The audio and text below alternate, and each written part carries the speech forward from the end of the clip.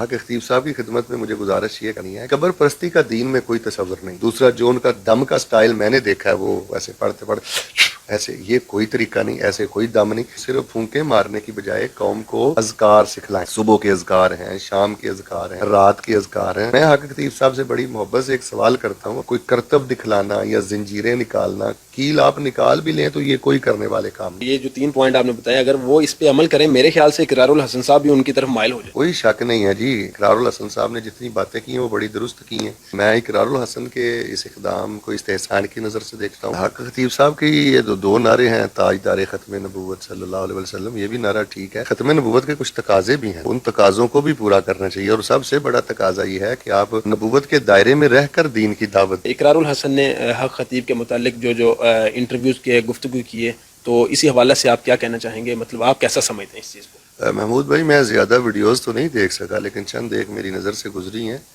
تو میں ویسے ذاتی طور پر بھی اقرار الحسن صاحب کے بارے میں کوئی زیادہ نہیں جانتا، لیکن ان کی گفتگو میں ایک درد اور ایک فکر نظر آتا ہے۔ تو انہوں نے جو کچھ واضح کیا ہے وہ بڑا قابل توجہ ہے، کہ یہ جو معاملات ہیں، کیل نکالے جا رہے ہیں، چینیں نکالے جا رہی ہیں آنکھوں سے یا منہ سے، تو یہ تو اولیاء کے کرنے کے کام نہیں ہے۔ اولیاء جو ہوتے ہیں نا، وہ کائنات کو مسخر نہیں کرتے، وہ کرتب نہیں دکھاتے، تو ان میں تو ایک خوف خدا ہوتا ہے، اور وہ شعبدہ بازیوں میں نہیں پڑتے، اور مرد و خواتین کا جو اختلاط ہے اس سے گریزاں رہتے ہیں، بلند و بالا دعوے نہیں کرتے۔ تو جو کلپس میں نے دیکھے ہیں اس میں بڑی عجیب صورتحال میں نے دیکھی ہے، کہ حق خطیب صاحب بڑے بلند و بالا دعوے بھی کرتے ہیں، اور بڑے عجیب و غریب معاملات میں پڑے ہوئے ہیں۔ تو اس سلسلے میں بہر صورت اقرار الحسن صاحب کی یہ کاوش بڑی قابل توجہ ہے۔ تو ہمارے جو بالکل جہالت میں ڈوبے ہوئے مسلمان ہیں، ان کو تھوڑا سا ہوش کرنا چاہیے، جاگنا چاہیے، اور دین کی طرف آنا چاہیے، دین کو سمجھنا چاہیے، اور ہمیں کسی صورت بھی دین کا لبادہ اوڑھ کر سیدھے سادے مسلمانوں کی آخرت کے ساتھ نہیں کھیلنا چاہیے۔ تو میں اقرار الحسن کے اس اقدام کو استحسان کی نظر سے دیکھتا ہوں، اور میں دعا کرتا ہوں کہ اللہ تعالیٰ ان کو مزید ہمت دے، اور ہمارے جتنے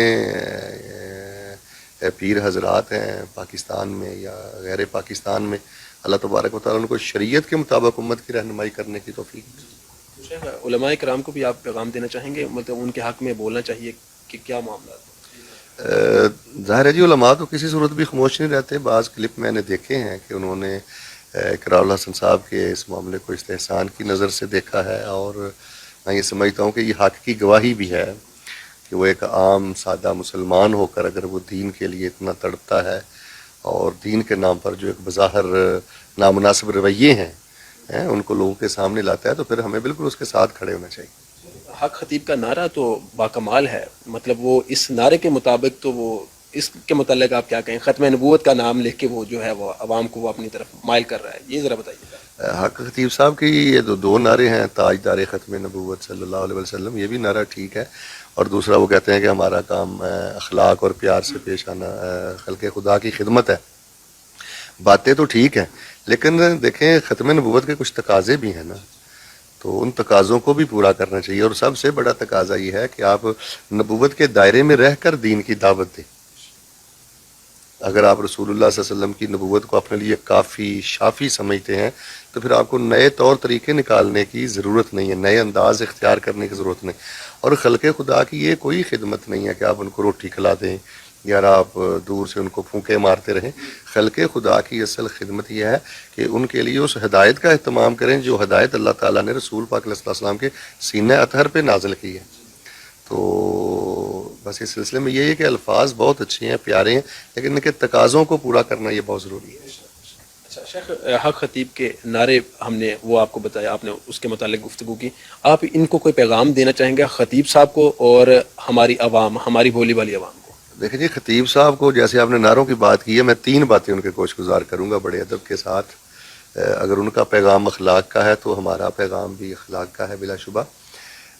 وہ یہ ہے کہ نمبر 1، حق خطیب صاحب کی خدمت میں مجھے گزارش یہ کرنی ہے کہ یہ قبر پرستی کا دین میں کوئی تصور نہیں، یعنی قبروں کو پختہ بنانا اور پھر قبر پرستی کو فروغ دینا، پرموٹ کرنا، اور وہاں نذرانے وصول کرنا، غیر اللہ کی نظر و نیاز وہاں پہ چڑھائی جائے، اور وہاں پہ سجدے ہوں، جھکنے کے معاملے ہوں، تو چونکہ ان کا لقب حق خطیب ہے تو میں یہ سمجھتا ہوں کہ یہ سارے معاملے ناحق ہیں. قبر پرستی یہ ناحق ہے. رسول اللہ صلی اللہ علیہ وسلم نے لعنت کی ہے ایسے لوگوں پر جو قبروں پر مجاور بن کر بیٹھتے ہیں, قبروں پر عمارتیں بناتے ہیں. ایک تو وہ جو قبر پرستی کا سلسلہ ہے اس کا اسلام سے کوئی تعلق نہیں. یہ حق خطیب صاحب ختم کرنے کی کوشش کریں. اگر سیدنا علی کو مانتے ہیں تو سیدنا علی والا کام کریں نا جو انہوں نے کروایا تھا. ابو الحیاء اسدی کو بھیجا تھا کہ جو بھی بڑی اونچی قبر ملے اس کو زمین کے برابر کر دے.